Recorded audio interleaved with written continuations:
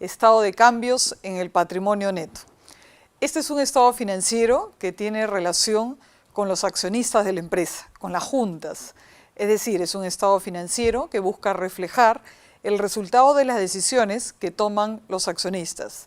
No es un estado financiero relacionado con la gestión de la empresa que corresponde a la gerencia general, sino que se produce como resultado de las decisiones de los accionistas respecto a su propia inversión.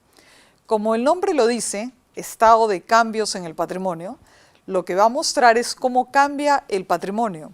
Y como lo hemos visto en módulos anteriores, el patrimonio corresponde a la inversión de los accionistas de la empresa. Vamos a revisar un ejemplo de un estado financiero para poder comprender su estructura y la forma como se interpreta. Vemos acá un estado financiero, el cual está compuesto de varias columnas. Es decir, este reporte hay que leerlo en columnas. Las columnas que tenemos son, primero, capital social o capital emitido. La segunda columna corresponde al concepto reservas, en este caso reserva legal, y la tercera corresponde a la partida resultados acumulados. Finalmente tenemos una columna de total que lo único que hace es sumar las tres columnas anteriores. Tenemos que leer el reporte como si fuera una cuenta corriente de cada uno de estos conceptos. Empecemos por el primero, el capital. Sabemos que el capital de la empresa corresponde al aporte de los socios, sea el aporte original o sea los siguientes aportes que se van haciendo durante la vida de la empresa. Revisemos esta columna y lo que tenemos que leer son todos los movimientos que hacen referencia al concepto capital social. Es decir, es como si fuera una cuenta corriente de esta partida de capital de la empresa.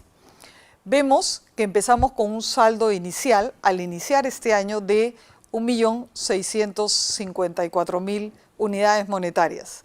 Vemos también que hay un incremento de 100.000, producto de un aporte de capital que han hecho los socios.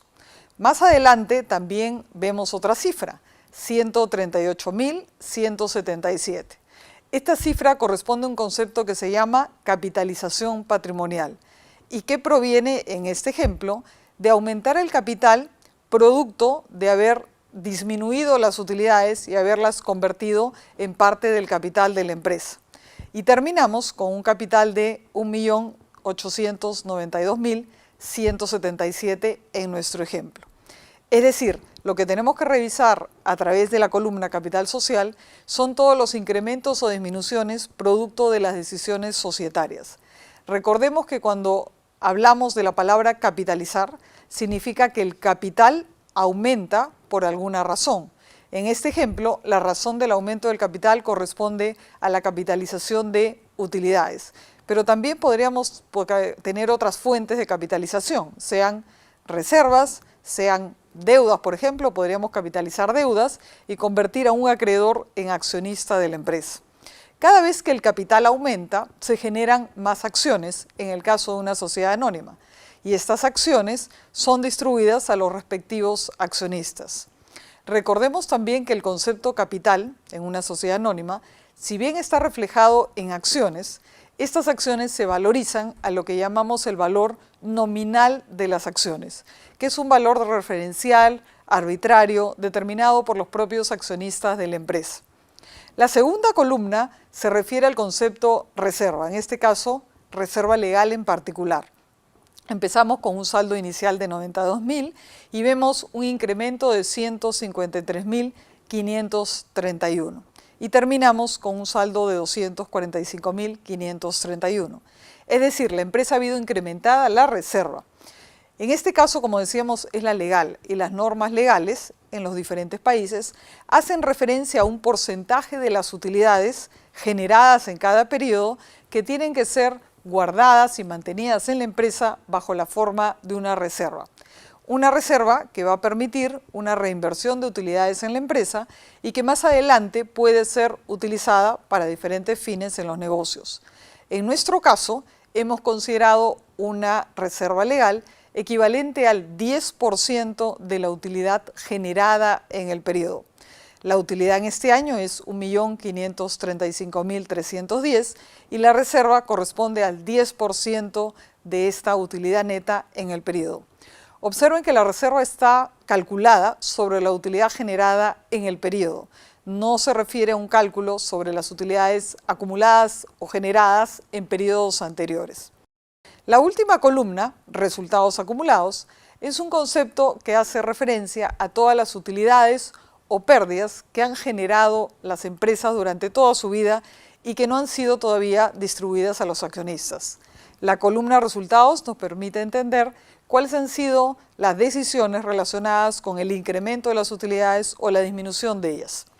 La primera cifra que tiene relación, un poco en orden cronológico, es la utilidad. Si bien empezamos con un monto de 291.760 de utilidades acumuladas que provienen de años anteriores, este año tenemos una utilidad adicional de 1.535.310. Eso incrementa nuestros resultados acumulados. Sin embargo, lo primero que tienen que hacer los accionistas de la empresa es generar la reserva, en este caso, la reserva legal.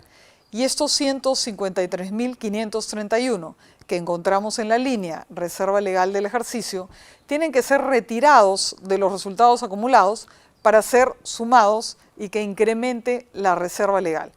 Como observan, la operación de reserva legal es una disminución de la columna resultados y un incremento de la columna reserva. Es decir, en términos generales, nuestro patrimonio no se modifica porque estamos sumando y restando la misma cifra dentro del mismo concepto del patrimonio. Después de constituir la reserva legal, que es un tema obligatorio dependiendo de las normas legales de cada país, en nuestro ejemplo, los accionistas han tomado dos decisiones. La primera, distribuir utilidades a los socios. Esto es lo que denominamos dividendos declarados. La declaración de dividendos es el acuerdo de la Junta de Accionistas respecto a la distribución de las utilidades a los socios. La decisión en este caso ha sido de un monto de 552.711 unidades monetarias, las cuales restan la columna resultados acumulados, puesto que los dividendos salen de la empresa y se distribuyen a los accionistas. Finalmente, la última decisión es la de capitalización patrimonial, donde hemos decidido convertir parte de las utilidades a acciones de la empresa, aumentando el capital de los negocios. En este ejemplo es 138.177. Y esta cifra la estamos retirando de la columna de resultados acumulados y la estamos sumando al concepto de capital. Entonces es un reporte financiero que depende de las decisiones de los accionistas. Es un reporte que no va al nivel de una gerencia general. Y tenemos que leerlo, como lo hemos mencionado, en columnas.